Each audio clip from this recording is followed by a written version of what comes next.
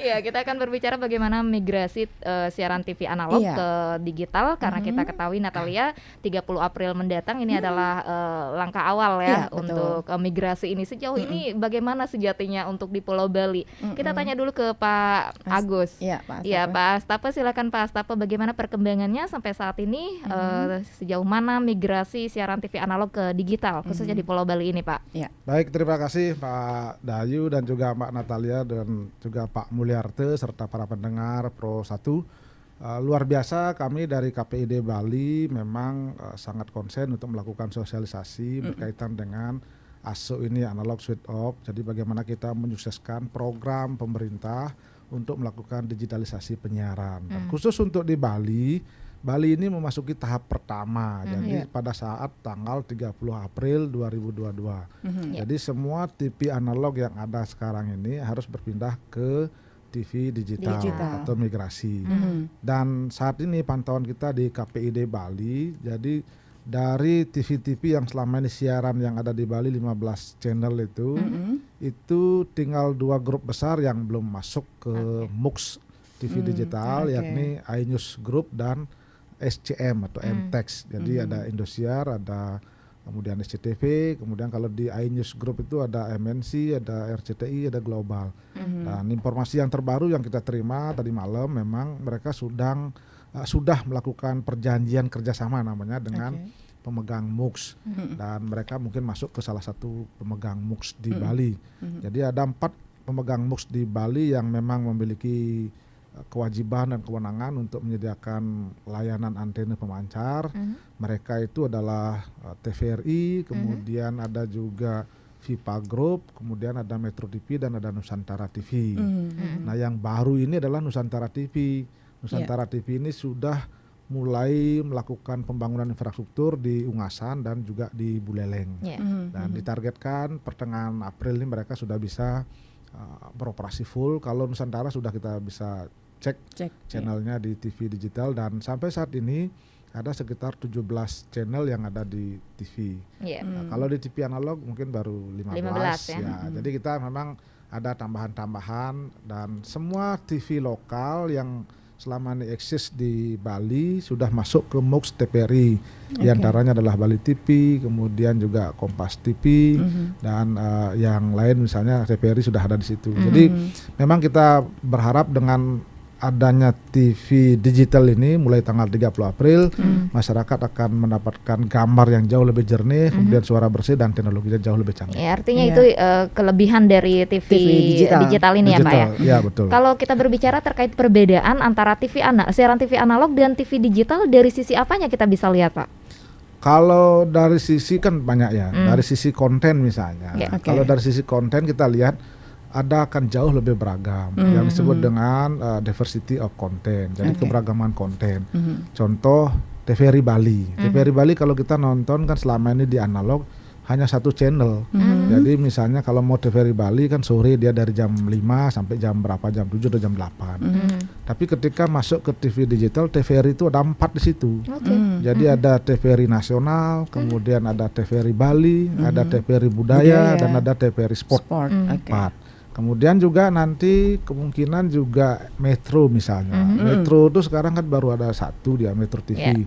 Padahal dia punya grup, ada namanya BNTV, kemudian ada Magna Channel. Nah, itu kemungkinan dia akan masuk di situ. Karena dari ketentuan digitalisasi penyiaran, kalau para pemegang MUX itu masing-masing misalnya satu frekuensi itu ada 8 channel atau 8 kanal, 50% itu bisa dipakai oleh grup afiliasinya sendiri.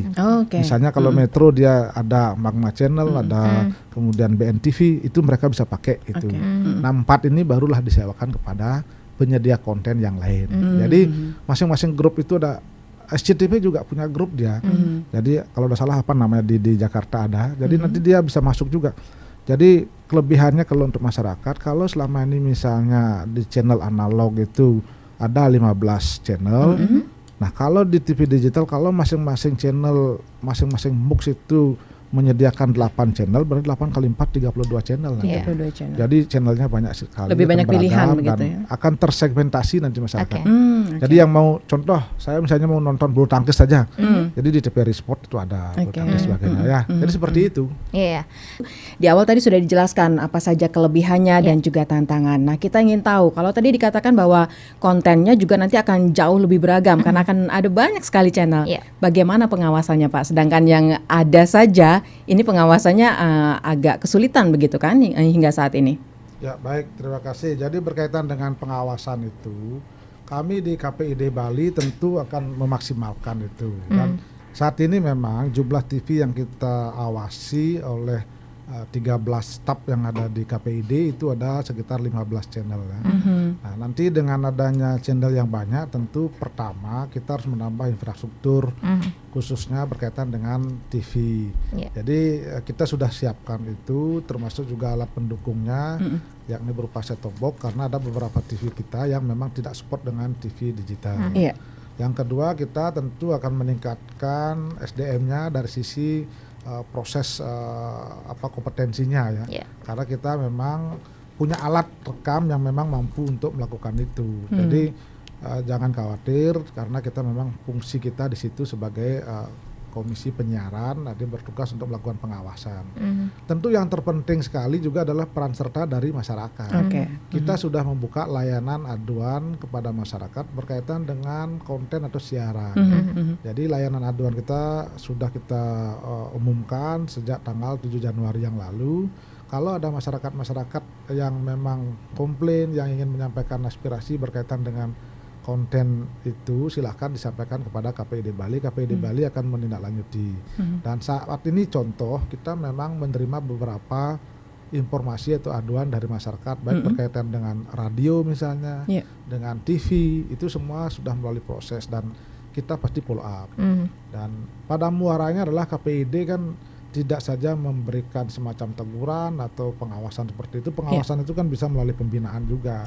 Kadang-kadang kalau teman-teman di lembaga penyiaran misalnya ada yang melaporkan, ada yang memberikan aduan, kita coba komunikasi, kemudian kita lakukan pembinaan-pembinaan. Kalau memang bisa diperbaiki, dia akan perbaiki baik dari sisi kontennya, kemudian dari sisi mungkin infrastrukturnya dan sebagainya, ya seperti itu. Dan selama ini kami contoh kita ke radio-radio di Bali itu kan ada 66 radio yang kita monitor dan 15 siaran TV termasuk 6 siaran TV lokal. Jadi itu kita sudah selalu komunikasikan dan mereka sudah kita lakukan pembinaan, lakukan pendidikan melalui sekolah P3SPS namanya. Pedoman perilaku penyiaran dan standar program siaran. Jadi disitulah nanti ada semacam kode etik atau semacam pedoman apa yang bisa mereka lakukan dan apa yang tidak. Dan kita sudah bekerja sama juga dengan lembaga-lembaga yang lain untuk melakukan pengawasan seperti misalnya dengan Balai POM, kemudian Dinas Kesehatan. Kita melakukan MOU, bahkan yang nanti kita lakukan juga dalam waktu dekat ini adalah dengan Majelis Desa Adat, kemudian dengan Komisi Perlindungan Anak. Kita akan kerjasama untuk bersama-sama melakukan pengawasan. Karena memang kita tahu tidak mungkin KPID bisa bekerja sendiri, apalagi keterbatasan anggaran seperti itu. Baik, dari hasil pantauan sementara dan pengawasan yang dilakukan selama ini dari KPID, apa yang masih menjadi sorotan selama ini, Pak? Kalau kita di KPID Bali tentu berpikir soal bagaimana konten lokal dan kearifan lokal itu akan terangkat secara maksimal dalam dunia siaran. Dan itu kita sudah komunikasi dengan ATPSI, Asosiasi TV Swasta Nasional, kemudian Asosiasi TV seluruh Indonesia, bahkan Asosiasi TV lokal juga gitu ya. Karena memang dari ketentuan Undang-Undang Penyiaran Nomor 32 Tahun 2022 minimal adalah 10% harus siaran lokal. Nah, siaran lokal yang dimaksud itu tentu kita berharap itu adalah proses syutingnya di Bali, kemudian pelibatan SDM Bali, kemudian mengangkat tentang budaya dan kearifan lokal Bali, dan itu sudah dilakukan. Kita sudah komunikasi ke Jakarta dan akhirnya memang ada beberapa PH yang ditunjuk untuk mengkolaborasikan dan meng-create acara-acara yang sifatnya lokal itu. Dan tentu juga berkaitan dengan misalnya hal-hal yang sangat sensitif di Bali, karena kita tahu di Bali mayoritas agama Hindu, tentu kita berbicara bagaimana mengangkat tentang agama Hindu misalnya, tentang budaya Bali, Dan itu ketika mereka mengangkat tema-tema itu mereka selalu koordinasi dengan KPID. Iya. KPID pasti akan berkoordinasi dengan lembaga terkait, misalnya dengan MDA, kemudian lembaga agama seperti itu, dan itu sudah dilakukan oleh lembaga-lembaga penyiaran, dan ini peluang bagi konten-konten kreator yang ada di Bali untuk mari bersama-sama manfaatkan peluang ini untuk kita meningkatkan kreativitas. Nah, sampai hari ini khusus untuk TV analog karena dia harus bersiaran sampai tanggal 30 April mungkin karena kontrak dengan iklan dan sebagainya. Di sini memang konten lokal pasti selalu disiarkan. Nah, untuk digital masih belum. Jadi nanti setelah tanggal 30 April semua sudah migrasi. Nah, di situ baru kami akan tekankan wajib untuk menyiarkan siaran-siaran lokal. Gitu. Oke. Baik. Kalau berkaitan dengan pemberitaan di media, kita di KPID tentu akan mengarahkan kepada lembaga-lembaga penyiaran itu untuk memegang fungsi pers itu pada poinnya. Kan ada 4 itu ya. Pertama adalah menyampaikan informasi, kemudian yang kedua adalah pendidikan, yang ketiga adalah hiburan, yang keempat adalah kontrol sosial. Nah, ketika kita bicara 4 fungsi pers tersebut, tentu kita masing-masing lembaga penyiaran memiliki agenda setting. Nah, kemudian kemana kira-kira ini pemberitaannya. Kalau berkaitan misalnya dengan hal yang tadi seperti demo, kemudian RRI seperti ini pemberitaannya, itu mereka pasti punya agenda setting yang mana kira-kira menjadi skala prioritas. Muaranya kan semua untuk kepentingan yang lebih besar gitu ya. Saya memahami betul kalau ada beberapa media yang memang tidak menyiarkan hal-hal yang sifatnya memang tidak baik, tidak kondusif. Bukan misalnya. Tidak berani ya Pak ya? Bukan tidak berani, karena untuk apa sih kepentingannya kan jauh lebih besar.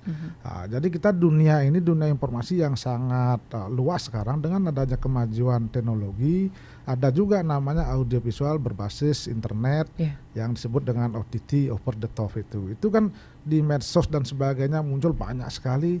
Itu pasti tanggung jawabnya adalah terkait dengan undang-undang ITE gitu ya. Tanggung jawabnya ada di masing-masing. Kemudian kalau lembaga penyiaran itu sudah memiliki rambu-rambu undang-undang penyiaran. Kemudian misalnya kalau di pers tentang undang-undang pers, kode etik jurnalistik, bahkan di penyiaran juga ada P3SPS itu.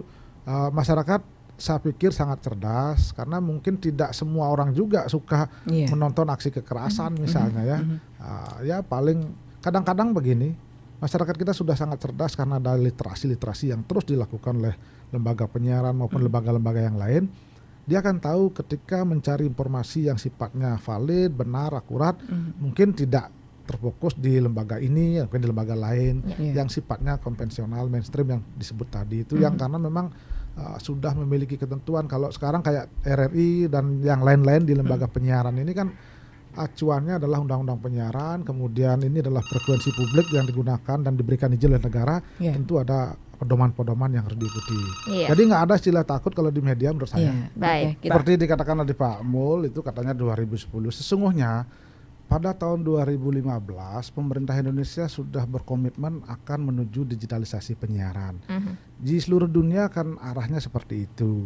Dan itulah yang dilaksanakan oleh pemerintah Indonesia dan lama sekali proses itu baru berlangsung. Nah, bersyukur dengan adanya Undang-Undang Cipta Kerja nomor 11 tahun 2020 bahwa 2 tahun sejak Undang-Undang Cipta Kerja disahkan itu kita diberikan waktu untuk melakukan digitalisasi penyiaran dan paling lambat nanti adalah tanggal 2 November. Nah, kenapa digital? Tentu karena memang teknologinya jauh lebih canggih. Kemudian dunia itu akan sudah mengarah ke situ. Terus kemudian kalau berkaitan dengan TV, kalau menggunakan TV analog itu frekuensi yang digunakan boros sekali ya. Boros sekali, negara mengalami kerugian cukup besar.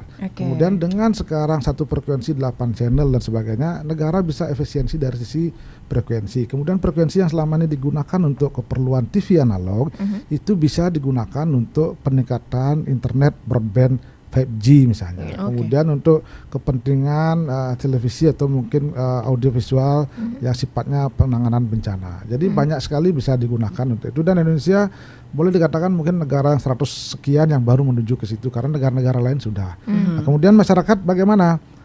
Pemerintah pusat sudah menentukan terkait dengan TV digital ini memang tidak semua support untuk digital. Ada beberapa TV lama, misalnya TV tabung yang saat ini mungkin dimiliki oleh masyarakat, itu memang tidak bisa support dengan TV digital, sehingga itu diperlukan alat yang disebut dengan set-top box. Nah, set-top box ini adalah kewajiban dari TV-TV yang bersiaran, khususnya pemegang MUX itu, untuk memberikan kepada masyarakat yang tidak mampu. Dan di situ disebut istilahnya adalah RTM, rumah tangga miskin. Itu datanya ada di DTKS, data terpadu kesejahteraan sosial Kemensos RI. Total di seluruh Indonesia data di DTKS yang ada itu adalah 6,7 juta. Sementara di Bali adalah 76.000. Dan ini prosesnya sudah dilakukan oleh beberapa TV, seperti Nusantara TV sudah menyerahkan kepada beberapa yang namanya ada di situ, ada nama by name by address. Jadi namanya ada, alamatnya ada. Nah, data ini didapatkan di mana? Tentu didapatkan di Kemensos RI. Kemensos RI ini didapatkan dari mana? Tentu laporan dari desa masing-masing dulu, bagaimana memverifikasi. Dan itu memang untuk yang set-top box ini memang gratis 6,7 juta, dan untuk tahap pertama ini adalah 3,2 juta sampai tanggal 30 April. Itu sekitar 166 kabupaten di seluruh Indonesia sudah dibagikan. Jadi kalau di Bali, contoh yang sudah melakukan itu adalah Nusantara TV dan Vipa Group, khususnya Antv. Sementara TV-TV lain masih dalam proses, karena ini masih ada waktu sampai tanggal 2 November. Nah, bagi masyarakat yang memang ekonominya secara ekonomi mampu, mungkin diharapkan mandiri. Tapi kalau sekarang yang saya lihat perkembangannya, pabrik-pabrik itu sudah memproduksi TV yang langsung spot digital. Jadi seperti di Mojokerto, Jawa Timur kemarin ada laporan, toko-toko pabrik sudah menolak untuk menerima TV analog. Jadi dia tidak menjual itu lagi, dia khusus ke TV digital bagi yang memang mereka mampu membeli TV baru. Jadi kalau TV lama kondisinya seperti itu, jadi memang ada alat yang disebut dengan set-top box seperti itu. Iya, baik, ini menyambung sedikit ya Natalia ya. Ada WhatsApp yang masuk. Ini ada Rara di Denpasar. Om Swastiastu, di mana mendapatkan set-top box dan bagaimana caranya kita mengetahui TV kita digital atau analog? Ya, kalau set-top box itu memang bisa di online, banyak sekali. Ada memang kemarin laporan terbaru yang kita terima, itu ada sekitar mungkin 20 yang sudah tersertifikasi oleh Kominfo. Sehingga itu nanti pasti akan support. Nah, kalau berkaitan dengan di mana cara mengetahui itu digital sebagainya, coba saja di scan ulang, kemudian arahkan ke digital. Kalau ada di situ istilahnya ada logonya DTV. Jadi digital kalau memang spot, dan kemudian dia akan scan sendiri dia. Scan sendiri, kemudian kalau mampu dan tercatat menerima sinyal itu berarti sudah digital. Kalau belum, nah itu memang perlu alat. Dan yakinlah, saya sudah terus terang saja sudah 2 minggu ini memang menggunakan TV digital, gambarnya jauh lebih. Tapi ada yang hilang-hilang gitu Pak, nggak konsisten. Betul, Hari ini ini bisa ada 5 channel, besoknya kurang. Begini, ini memang teman-teman TV yang lembaga penyiaran masih namanya simulcast. Simulcast itu penyiaran secara analog bersamaan dengan digital.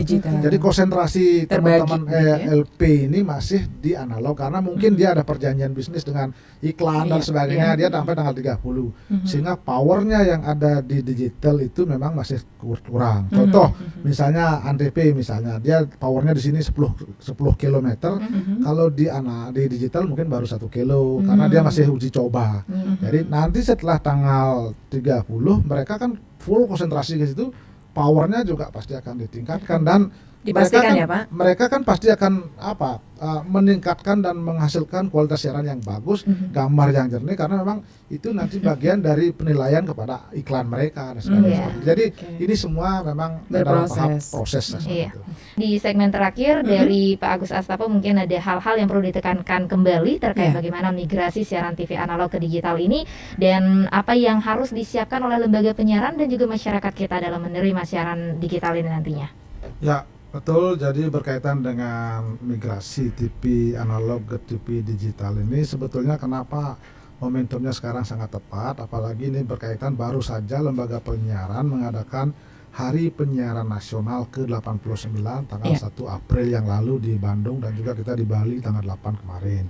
Nah, Harsiarnas itulah kita jadikan momentum untuk bagaimana kita melakukan transformasi penyiaran era digital. Itu temanya luar biasa di situ, transformasi penyiaran era digital.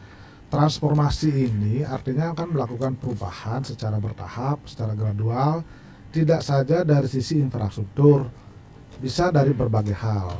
Nah, transformasi yang dimaksud kalau sekarang ini tentu adalah infrastruktur berkaitan dengan TV ya, berkaitan dengan TV. Jadi dengan adanya transformasi penyiaran ini kita akan melakukan pembenahan.